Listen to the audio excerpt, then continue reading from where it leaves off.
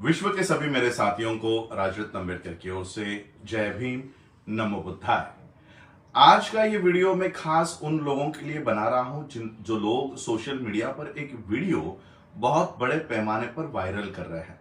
ये वीडियो किसी नवोदय स्कूल का है जहां पर कॉन्स्टिट्यूशन डे 26 नवंबर का प्रोग्राम वहां पर है और उस प्रोग्राम में कोई शिक्षक ये दावा कर रहे हैं कि बाबा साहब अम्बेडकर जी ने संविधान का एक पन्ना भी नहीं लिखा है। तो ये वीडियो हमारे अनपढ़ लोग अगर फॉरवर्ड कर रहे होते तो शायद हम समझ सकते थे, लेकिन ये वीडियो पढ़े लिखे लोग भी बड़े पैमाने पर वायरल कर रहे हैं और उसके नीचे कुछ कमेंट लिखकर कह रहे हैं कि इसके ऊपर केस होनी चाहिए या इसको जेल में डालना चाहिए।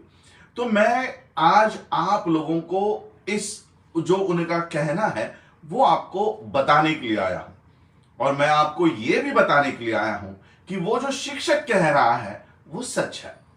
बाबा साहब अम्बेडकर जी ने संविधान का एक भी पन्ना नहीं लिखा है।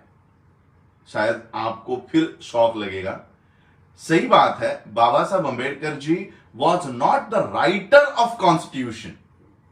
वो राइटर नहीं थे, वो चीफ आर्किटेक्ट ऑफ कॉन्स्टिट्यूशन थे।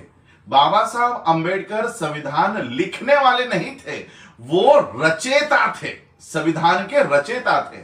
और जिन रायजादा की ये बात कर रहे हैं, संविधान पूरा निर्माण करने के बाद, पूरा संविधान निर्माण करने के बाद 2 साल 11 महीने 18 दिन तक लगातार इस संविधान को तैयार करने के बाद, निर्माण करने के बाद, एक कैलीग्राफी में एक्सपर्ट जो है, हैंडराइटिंग जिसकी अच्छी है, उसको हायर किया गया, पैसे देकर उसको हायर किया गया। और ये जो रायजादा जी है ये कैलीग्राफर है, उनकी हैंडराइटिंग के लिए वो संविधान जो बाबा साहब ने निर्माण किया था वो इनसे लिखवाया।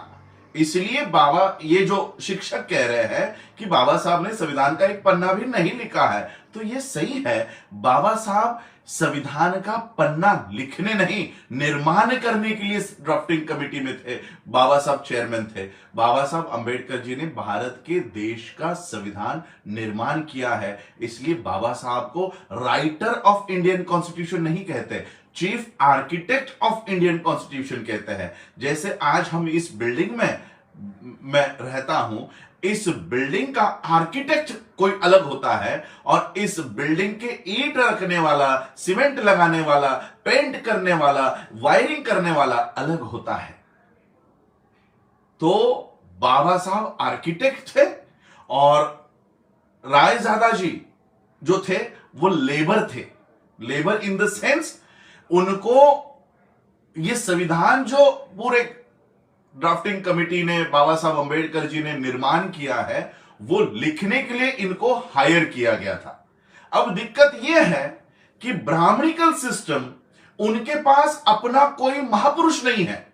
उनके पास अपना कोई महापुरुष न होने के वजह से वो ऐसे भाड़े से लाए हुए महापुरुष लोगों के बीच में रुझाना चाहते हैं, उनको एस्टैब्लिश करना चाहते हैं। लेकिन भारत का इतिहास है, लोगों से छुपा नहीं है। सारा मटेरियल आपको ऑनलाइन अवेलेबल है। रायजादा जी के लिए भी आप गूगल कर लो, आपको पता चलेगा कि वो सिर्फ एक राइटर थे, कैलीग्राफर थे। कैलीग्राफी में वो अच्छे तरह से वो लिखते थे। ये संविधान की ओरिजिनल कॉपी आज भी ब्रिटिश म्यूजियम में है। आपको याद होगा मेरा लाइव वीडियो मैंने किया था, वहां पर ओरिजिनल कॉपी, क्योंकि हमारे पास जो कॉपीज है संविधान की वो टाइप्ड है, उसमें कैलीग्राफी की कोई जरूरत नहीं है। लेकिन कैलीग्राफी में लिखी हुई संविधान की कॉपी ब्रिटिश म्यूजियम में है, जो मैं आपको लाइव करके बताई है। और वहां पर फिर वो कैलीग्राफी करके वो सारा जो ड्राफ्ट है वो लिखा गया और फिर वो संविधान अर्पण किया गया।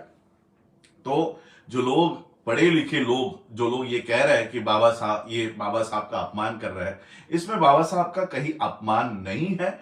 ये जो रायजादा जी हैं वो हायर किए गए थे, भाड़े से लाए हुए थे और उनको ये काम सौंपा गया था कि बाबा साहब ने निर्माण किया हुआ संविधान अच्छे डिजाइनर लैंग्वेज में, डिजाइनर इसमें आप वो लिखे और वो अर्पण किया जाए।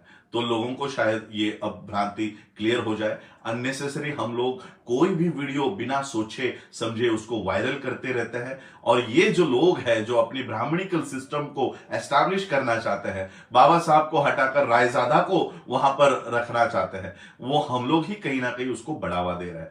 तो ये आज वीडियो में इसलिए कर रहा हूं क्योंकि ये ब्राह्मणिकल सिस्टम बहुत सारे ऐसे भाड़े से लाए हुए जो महापुरुष है उनको एस्टैब्लिश